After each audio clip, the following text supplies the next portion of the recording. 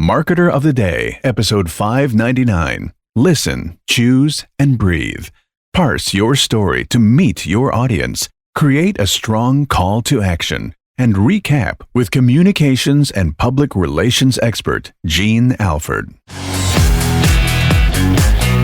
Hey everyone, and welcome back to the Marketer of the Day podcast. If you're looking to get your message out there and get it out there in a really simple way and have it kind of maybe go viral or maybe just spark a lot of attention, then you're going to want to pay very close attention to our conversation today with author, speaker, and communications expert Jeanne Alford. And Jeanne directed PR and communications programs for brands such as Dolby Laboratories, for Philips Electronics, for Visa, and for Sony, and she focused on media perception, on crisis communications, and international issues. And today, as an executive coach, Jeanne specializes in communications and media training, including speaking, presenting, and writing to guide business leaders to tell their most compelling stories in their own words. And I think that we all need help in that department. Even if we have it dialed in, we can always do better at making our message clear, getting our message out there more. So I'm excited to jump in. How about you, Jeanne?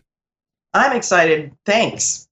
Cool. Well, you're very welcome. So, whenever, I don't know about you, or I don't know if this is like a common thing, but whenever I hear about, press releases and messaging, I sort of zone out a little bit about it because I have a little bit of that hesitation of talking about myself and of, putting myself in the shoes of someone else, like hearing about me. And sometimes I'm wondering, like, am I saying the right things or am I off the mark? And then I always have that weird fear and frustration of, I feel like as soon as I figure it all out, then things are going to change underneath me as far as the way things move across on the internet or the trends change. So am I alone in this and just being a little more than frustrated and confused when it comes to press releases and things like that?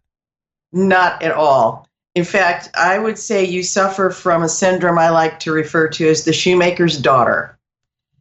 We all think the same thing about ourselves. What we do is ordinary because we're in it every day.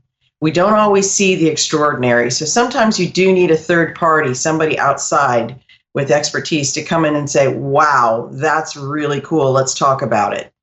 And I find that even with what I do, because what I do, I actually do every day. So I don't think it's a skill that's that extraordinary. Yet when I sit down with people who do things so different from what I do, they're surprised when I can summarize it and say, well, what I see is this.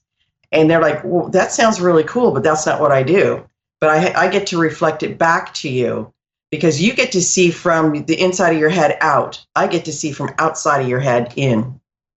Right. Yeah. It seems like as you're explaining that we all have that curse of knowledge where we're in it every single day. And if someone had never heard of what we do or seen what we do, and they got a little peek at that for just one day or just for an hour, they'd say, whoa, like you've completely changed my way of thinking, or I can't believe that, you have that really cool message or that really cool, app or website. And so yeah, I think that's, as you're explaining that sounds really important to have that outside perspective. And as you say, to reflect it back to you, to summarize, to explain it in a way that's accessible to everyone else out there. So you say that there's the shoemaker's daughters thing. So is this really necessary to put ourselves in the other person's shoes?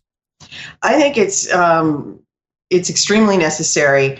Part of what we do when we communicate is we need to exchange information. And if we don't understand where our audience, whether it's one person or a whole group of people, if we don't understand what's important to them or where they're coming from, all we're doing is throwing words at them and looking for something to stick.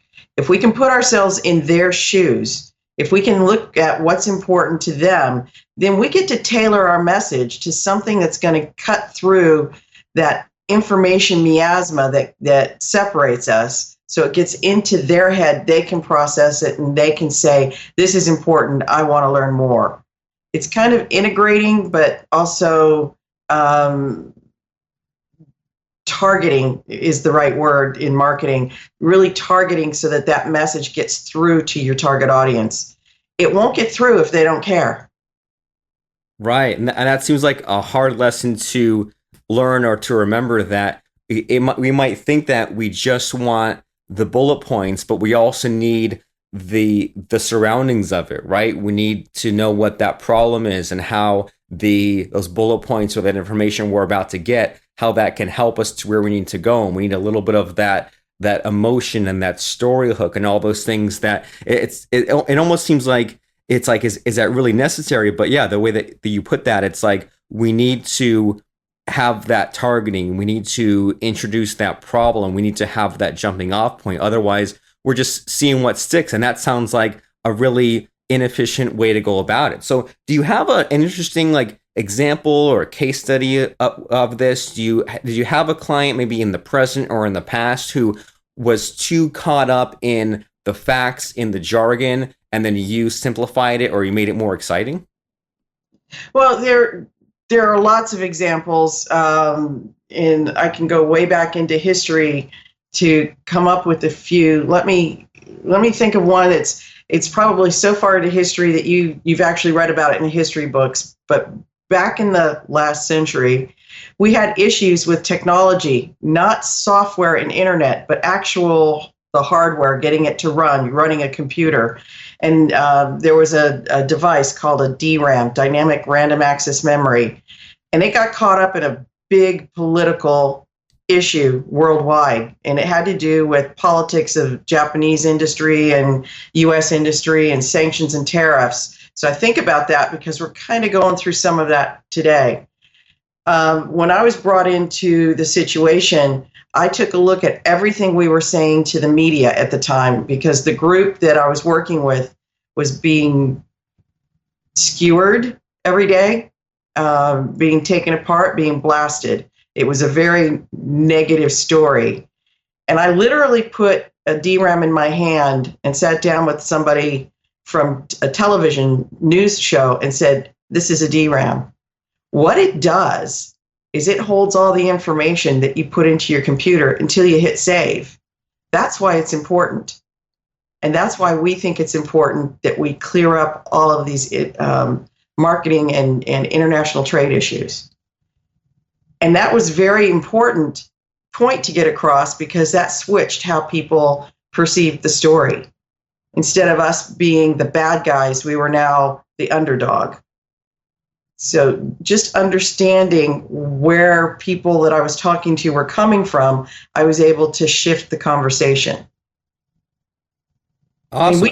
And I like that part of it where you actually, if I'm hearing you right, you actually, when you went on the news, you held it up in your hand. It wasn't just some abstract concept. You were like, here's this exact thing that I'm talking about as well. Yeah, because we are a visual world. We have people who learn through reading. We have people who learn through seeing things.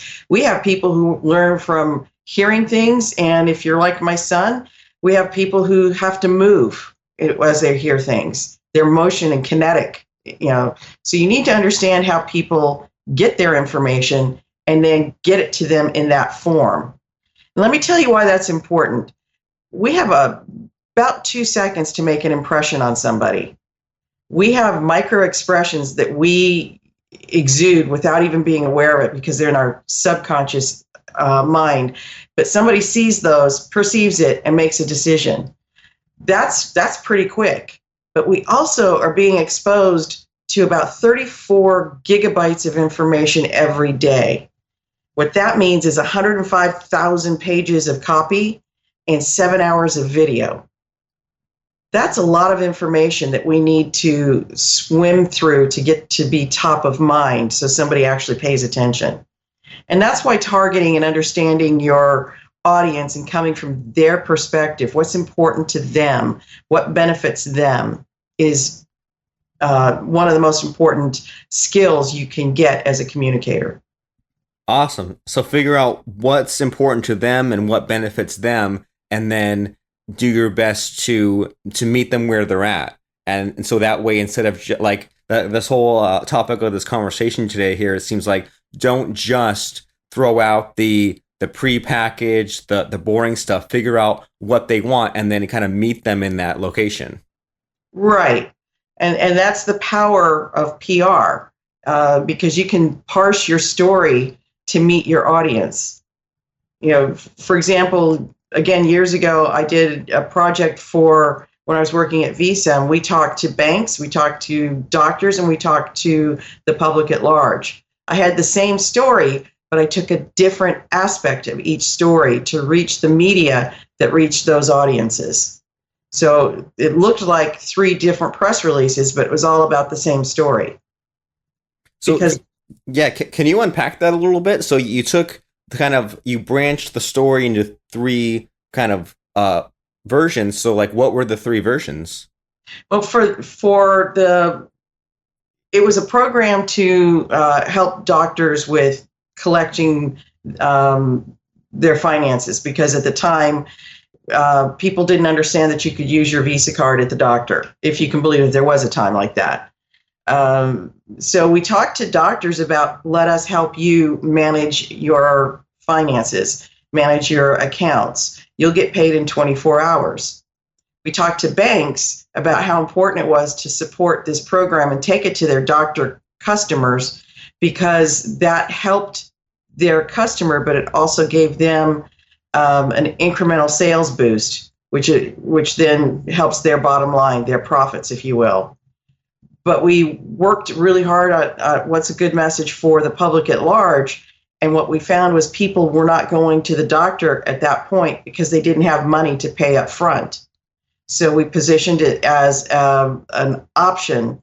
If you really need it, go to the doctor. They take your Visa. That's one way to be able to get there when you need that kind of care right away. Interesting. And that's, I think that's something really important that we can all use in our own marketing, is don't just market in one way. Think of what are those subgroups of people so that we can have an individual message for each of them. And what you're making me think of is there's a tool that I have out there that helps people manage multiple websites. And I could just put it out there and market it as one way, but I have one sales message for people who have multiple clients, people who are managing their own sites, and then people who are having their own sites managed and they want to check on those workers who are helping their website. So there's always that parallel in whatever it is we're selling. There's not just that one type of customer we have. There are multiple kinds of people. And it's like, if we were trying to do a one size fits all thing, then it might fall on deaf ears on all 3, right? But we customize it a little bit for each of the 3 or 4, and then they can say, oh yeah, this is talking directly to me. So I find that really simple, but also powerful. Yeah, and it's a skill we actually use every day. If you're in a family, you're going to talk to your significant other at one level, and you're going to talk to your kids at another. We make jokes about writing, that we have to write to a 5-year-old level now, or explain it to me like you would explain it to a 5-year-old. But in reality, we change our story, the perspective of our story based on who we're talking to, and we do that naturally. We don't use certain words in front of little kids that we might use in front of young adults. Or I love to tease my clients about $50 words. When you pull out a word that's very much a piece of jargon that only people in your community understand, and it's usually 3 or 4 syllables long, I just smile and say, okay, that's a $50 word. Let's break it down. Because using that $50 jargon now cuts everybody out that's not in that community. And there's a real world example that I could use on that. There was a billboard that I used to drive by when I lived in Silicon Valley, and it had this huge black bold word, and it said Schottky and a phone number. That's all it said. And I asked a boss that I was in the car with, I said, what is that? And he said, that is one of the most effective recruitment billboards I've ever seen. And what he explained to me was, if you were one of those engineers that knew that technology, you would call that phone number, because it was a highly specialized technology. Interesting. So it's like it limits the audience on purpose, because they know that 99% of people aren't going to know what that is. But if you're part of that really small group, then you're an ideal target for that sort of thing, right?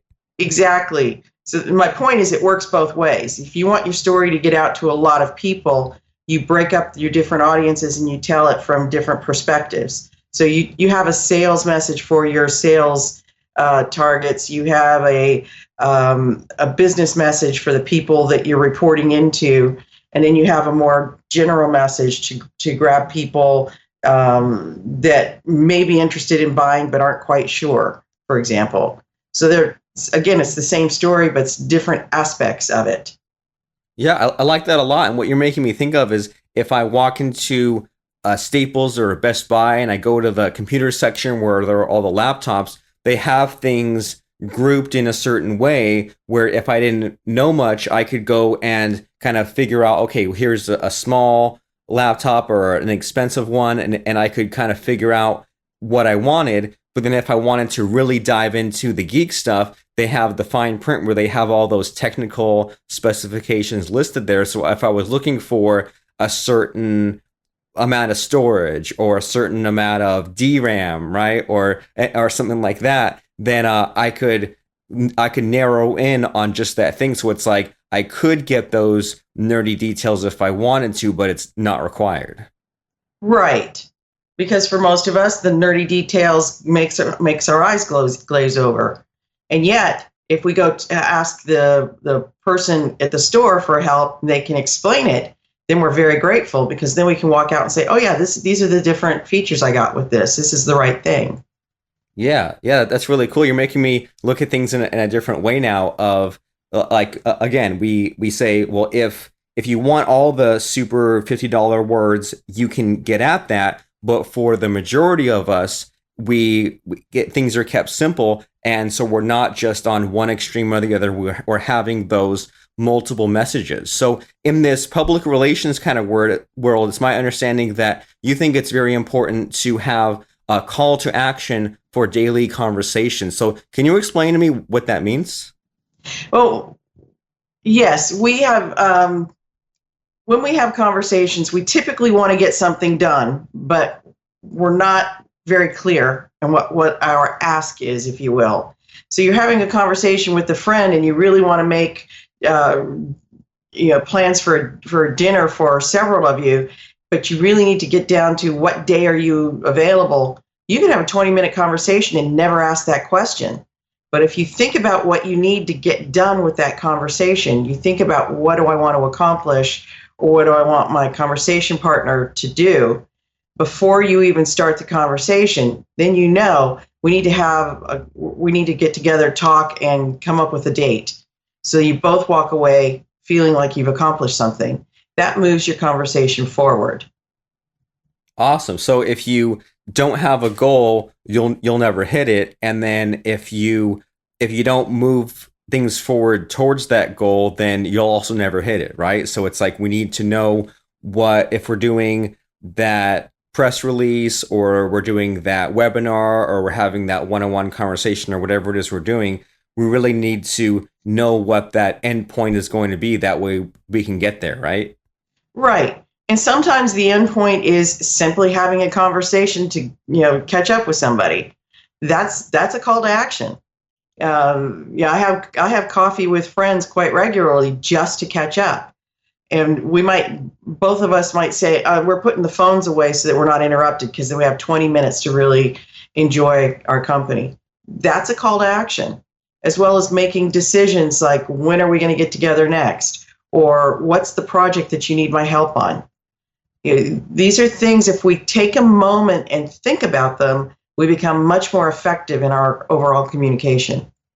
Yeah, and it seems like by not meandering, then we can get to we can make better use of our time, right? Because it's like if you say ahead of time, okay, well the point is for me to just catch up with this person. It's not some big long drawn out thing where you're not sure where the ending is going to be. And what you're reminding me of is yesterday, or I think 2 days ago, I caught up with someone who was my business partner about a decade ago. And we just decided to get on a video chat and just kind of catch up and talk about what we were doing. And because that was the context of the conversation, it only lasted, 20, 30 minutes. It didn't go for hours and hours. And then we were just kind of catching up. We were talking about things that we were thinking about, focusing on, projects we had.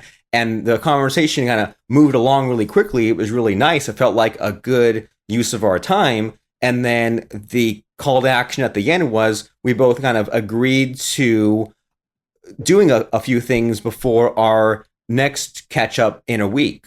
So that way it didn't just peter out. There wasn't that awkward ending of things. We figured out what that end was going to be ahead of time. So that way it actually, even though it was like you said, when you catch up, it seems like it's on the surface, like not very useful, but it actually is because that's what you wanted to accomplish from that. Right. And you made a decision, whether consciously or unconsciously, that you were going to have a call to action to catch up and to figure out next steps. Yeah. And I say unconsciously because sometimes we're not even aware that we've made that decision. And you mentioned about saving time, and there's a point, something I just read about. There was a study done by a major electronics conglomerate company. They studied their employees, and they found that their employees were spending 17 and a half hours per week unpacking miscommunications, trying to figure out what their boss meant, what their colleagues meant, what their customers needed, because they weren't as effective in their communication. 17 and a half hours a week. That's not quite, but almost half your work week. Or as I was reading it, I was thinking that explains why we're all working 60, 70, 80 hours a week. Yeah, just from correcting the mistakes, so to speak. And there's been so many times when I have had to tell myself, well, I think I'm hearing you in this way, and I think that what you explained to me is this, but let me just repeat back to you to make sure I understand it. And the first couple of times I did something like that, I felt pretty stupid. I was feeling like, well, maybe this just means I'm not comprehending enough, but it's like there's no downside to just making sure that we're on the same page in that way. Well, let me make you feel better about that. I call that recapping. It's an acquired skill. You recapped what was said and restated it so that the person you were talking to could say yes or no. That way, so that way we're on the same page. Yeah, exactly. That's one of the ways to navigate conversations. Well, cool. And so it's also my understanding that so you have these things you call these 3 superpowers, these 3 tips for improving our communication, so that way we can be more effective and we can save time. So what are these 3 superpowers? Well, there's something that we all have innately in us. There are things that we have committed to muscle memory, so we don't think about them. So when you start to think about them, that's why I call them superpowers, because once you think about them, you see how important they are. The first one is breathing. Believe it or not, most of us breathe shallowly in the top of our chest. We don't get the deep breath down to the belly. When you're breathing shallowly, you're also caught in your brain in that fight or flight syndrome. And it's a stressful kind of thing. But we breathe through the shallow part because that's enough to keep us alive. If you take a deep breath, you move your thought patterns from fight or flight up to the logical frontal lobe, where you can basically figure out what you need to say. When I'm training people for presentations and for media interviews, I actually make a joke and say it's the time when you engage brain before opening your mouth.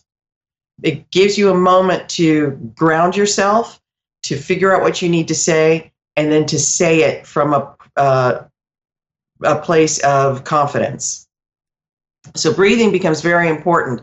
When I'm working with executives and business leaders, I also tell them to take that moment to ground themselves so that anything thrown at them, they can handle. So breathing becomes very important in the day-to-day business world, as well as in your everyday conversational world. The second one I just went blank for a second. Give me a moment there. Well, you're grounding yourself, right? Yeah, exactly. You have to you get to ground yourself. This one of the ones that I like to talk about is making a choice. You get to listen to somebody, and in that moment, that's the stimulus. You get to choose how you're going to respond. Are you going to react emotionally and make it kind of chaotic, or are you going to respond thoughtfully and deliberately? When somebody comes at you with road rage, you typically want to respond emotionally because that's our go-to. When you take a deep breath and you're no longer in fight or flight, you get to choose, and you could say, obviously there was a mistake, I'm sorry, and walk away. So you get to change, actually you get to change the whole energy in a room, how you respond to something. You could walk in with a big smile on your face because you chose to be high energy and the room moves with you. Or you could choose to be kind of tired and low energy and the room sucks the rest out of you. So it's a very important power to choose how you're going to act or react. Awesome. So as far as those 3 superpowers, we have number 1, breathing, breathe out of your belly. That way you're grounded. You take that little bit of extra time to think. You're not caught in fight or flight. Number 2, you make that choice because you can choose to just not think and react. And if someone's rude to you, you flip out, or if someone's anxious, you're anxious, or you could choose to be high energy. You can choose to be you can choose to be enlightened and not fall into that knee-jerk reaction mode. And then what's superpower number 3? Superpower number 3 is probably the most difficult one, and that's listening. For the most part, we all believe we listen. You start talking, and I'm going to listen to the first sentence or two, and then automatically, it's human nature, you start to think about how can I respond. You kind of visually go into the Rolodex in your mind, and I know some people like my son would say, what's a Rolodex? But that's what we use to organize things on paper. But you go into the file cabinets, if you will, in your mind to see what you can pull out. While you're doing that, you're not hearing the rest of the conversation. So you miss out half. And when you miss out on that half, that's where miscommunication starts to come in. I use the example of Steve Harvey on Family Feud, and you're up there at the buzzer with your opponent, and he starts saying, according to 100 people surveyed, the best room in the house is, and you hit that buzzer. The best room in the house is to what? You got to answer. You don't know what the rest of the question is. That's what we do in a lot of our conversations. We don't even hear the whole issue before we start to respond. So if you can train yourself, when you hear that voice going, what is it I'm going to say?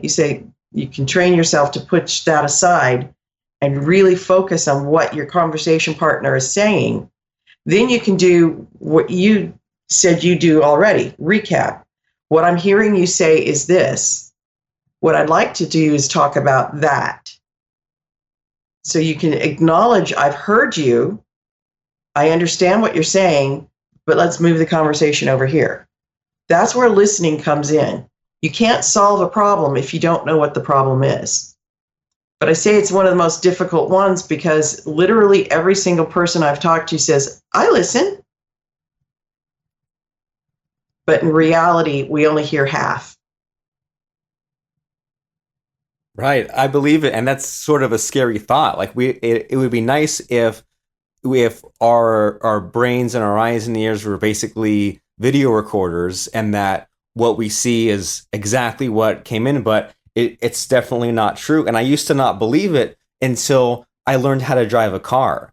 And, like when you're going through day-to-day life, you're like, oh, yeah, sure, I believe it. I experience everything. I notice everything. But then you're driving a car and then there's so many things happening all around you in such a short amount of time. You're like, there's only a handful of things that I can even pay attention to, right? Like I can pay attention to the traffic lights and the stop sign and the speed of my car and am I hitting the brakes and other pedestrians, but I'm not going to notice some car 5 cars back. I'm not going to remember what sort of car passed me 20 minutes ago, So yeah, like we definitely don't experience all those different things, and I definitely. I mean, we're all for sure guilty of this, and I've also noticed this a lot when like I'll talk to someone and they kind of will just zone out, tune out, and I'll do my best to like recap a little bit or dumb down the language a little bit, but yeah, it's definitely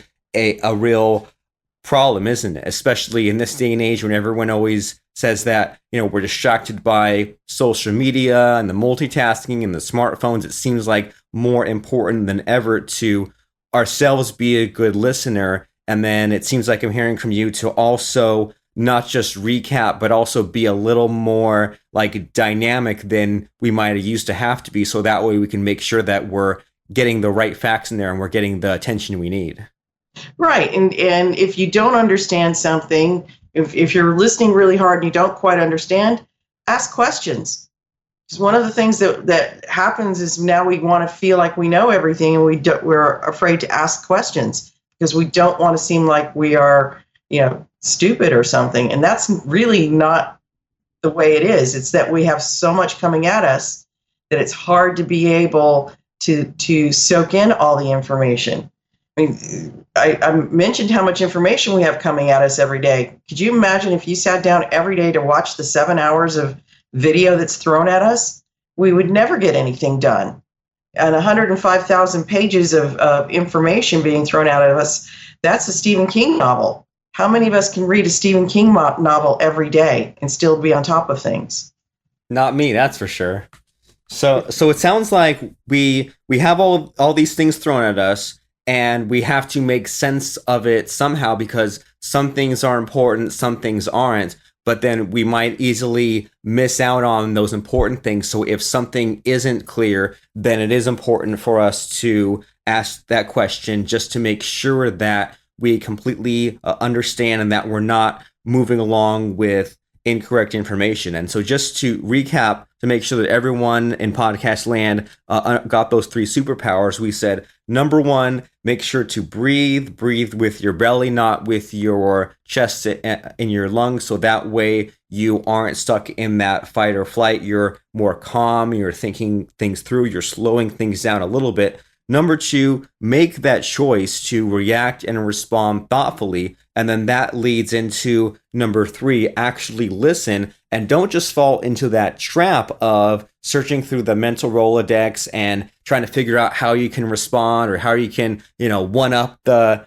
question or move things along. Actually listen to what's being said and do your best and retrain yourself to not just tune out after that first 10 or 20 seconds, because that's not doing anyone any favors, just kind of moving along to the next thing. So as we're kind of about to switch gears here, Jeanne, is there anything that you feel like we didn't cover or anything that you feel like is just really important in our conversation today? There's one more thing to add to that, and that's each of those skills need to be practiced. You mentioned driving a car, and I often talk about riding a bike or playing golf. We practice to be able to do these things that take 2 or 3 or 4 or more actions all at once, and they become muscle memory. That's why we don't pay attention to what's not important anymore.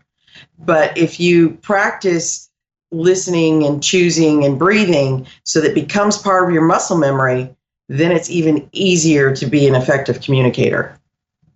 Awesome. And is along those lines of making sure that we put things into practice, sometimes I get a little bit out of shape in some of these things. And what I mean by that was I was having a conversation just yesterday with someone where it was one of those conversations where the other person was probably talking 70 or 80% of the time, like had a lot of information to dump on me, and was also sometimes asking me questions. And sometimes, I'm sure you've experienced this, sometimes someone tells you some big long story or talks about accomplishments, and you're like, what do I do? Like, do I just say, okay, that's great, or that's great every time? Or do I one up them, or do I move on? And it reminded me of some lesson from way back that said that the solution is to relate to someone, right? Like if they tell you this big story or they tell you all these things, you say, well, I can relate to that aspect of it. I can relate to the uncertainty of that, or I can relate to the fear of that. So that way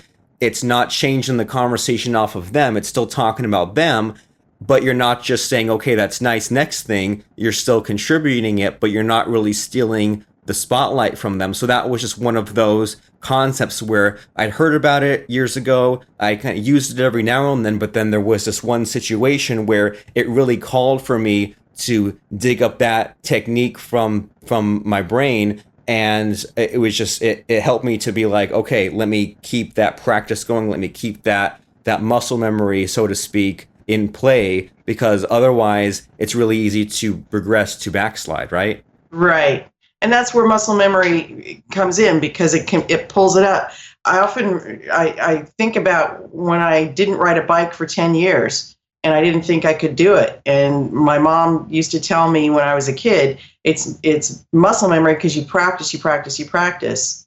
And then she tried to get me to believe that when I was learning to drive a car, and I didn't believe her, because the first time I was in a car, I almost had an accident and it frightened me. But she reminded me of the bicycle, making it muscle memory. And now, I don't even think about all the different steps you take when you get in the car. And that's the same with communication. And what you just illustrated was something was pulled up out of the deep memory inside your brain that said, oh, this is how you do it. Cool. So we need to get that muscle memory in place and keep things in practice. That way we stay sharp. So it's my understanding that you can help us do that. So if people said, geez, Jeanne sounds like a really smart cookie here, talking about how we can overcome that curse of knowledge, how we can target the audiences that we want to talk to, how we can be deliberate in our decisions and our next steps and our call to action in our meeting, how we can listen, choose, and breathe with these superpowers. They say, okay, I got a lot of ideas, but now I want to move things to the next level and find out about her websites, her books, her services, find out how she can really help me, as opposed to just getting a few blips on the radar. How can people find out more about you and what you have going on? Well, my website is Alford, ALF as in Frank, ORD as in dog, communications.com. It's alfordcommunications.com. The book that I am in, the latest book, is called Bloom Where You Are Planted and Shine. It's available on Amazon. It's an anthology compiled by Rebecca Hall Greider, Gruyter. It's a great book with a lot of great wisdom in it from 26 different authors, which is great. And I have an ebook that's on my website. It's called 3 Magic Questions to Instantly Improve Communications. That's free to download. All you need to do is type in your email address, and you'll get the download page. Super cool. So alfordcommunications.com. And then, so did I hear you right in that to get to that 3 Magic Questions book, that's easy to find right there on Alford Communications? Yes, I just put it on the homepage. Super. So not even any links to click on. It's right there on the whole page as soon as you go to Alford Communications. That's ALFORD communications.com. And if you want to look up Jeanne on LinkedIn or other social media, that's Jeanne Alford. That's JEANNE But the main hub, the place to go, is alfordcommunications.com, so you can see what those 3 magic questions are to instantly improve. Because as we've been saying, there's always some degree of improvement you can make with your communications, with your marketing messages, with your public relations. And if you neglect this sort of thing, then what's going to happen? The muscle is going to get weaker. So you need to make sure that you're talking to the right people that you need to be talking to, that your message resonates. And that can apply either in your one-to-many communications, like your websites and your webinars, but also for your one-on-one selling, and even just for your regular networking, and even for your social life. This plays out in all kinds of different ways. And we just need to sometimes fight some of those caveman instincts, those cavewoman instincts of having the fight or flight or the focusing on the negative, because we don't have to escape that tiger anymore, right? We don't have to avoid falling off the cliff anymore. Now we can help people's lives, and we can help people find out about what our app is, or what kind of coaching we provide. So it's time for some new way of thinking. So go to alfordcommunications.com to find out all about what that new way of thinking is and how you can use it to up your game in your marketing. So thanks so much, Jeanne, for stopping by and sharing lots of interesting stories with us and helping us get to where we need to go. So I really appreciate it. I appreciate you and what you're doing for all of us people that are out there to help everyone. Awesome. Thank you for listening to Marketer of the Day. Subscribe and listen to other shows at marketeroftheday.com/episodes.